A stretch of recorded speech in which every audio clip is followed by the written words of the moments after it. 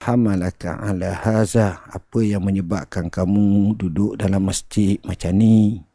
Dia pun jawab, irtakabatni duyun ya Rasulullah, saya telah ditunggang oleh hutang yang banyak. Lalu Nabi dengan kebijakannya, hikmah dan fatanahnya mengajar kepadanya satu doa. Doa ini bukan sekadar doa, tapi disertakan dengan usaha, dengan ikhtiar, dengan strategi, dengan penyerahan kepada Allah, tawakal sepenuhnya, dan dengan pelaksanaan. Doa tetap doa ditambah dengan perkara tersebut. Maka dia pun buatlah perkara tersebut.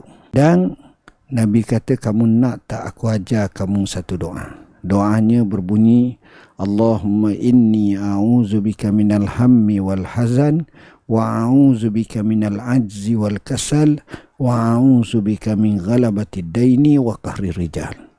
Doa ini setiap pagi kita dok baca dalam buku, inilah doa aku.